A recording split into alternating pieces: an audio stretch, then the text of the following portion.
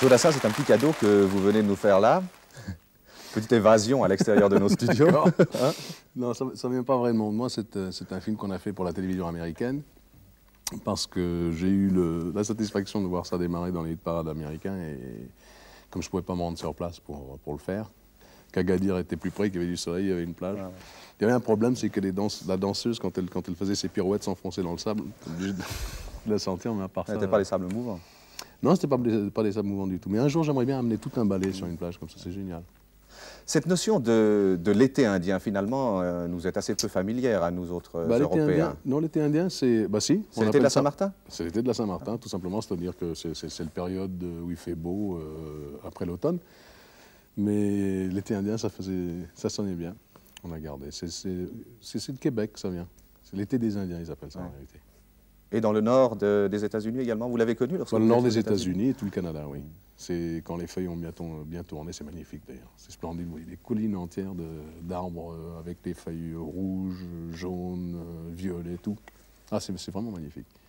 Vous retournez volontiers aux États-Unis, Jodassin? Pour visiteur, en visiteur. Je suis parti en sens inverse, j'ai pas du tout l'intention de repartir là-bas. J'aime bien. J'aime bien, il y a des coins extraordinaires, mais je trouve invivable. Ah bon? Oui, non, je trouve que l'Europe est un pays où on sait vivre, on prend le temps de vivre, et que les États-Unis est un pays excitant, mais finalement, à la longue, les gens ne vivent pas.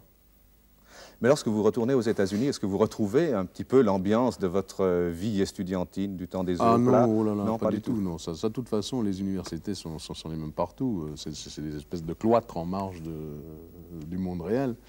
Et puis quand j'étais petit, ça se passait sur les plages de Californie. C'est difficile de retrouver ça, surtout qu'ils ont construit maintenant partout. Non, j'y vais surtout pour travailler. Alors je vois les mêmes bureaux que je vois en France ou en Suisse. Vous n'avez donc pas gardé de solides amitiés, de solides attaches avec certains camarades de collège, par exemple? Les camarades d'université là-bas, ce sont des gens qui sont venus en Europe avec moi, pour la plupart.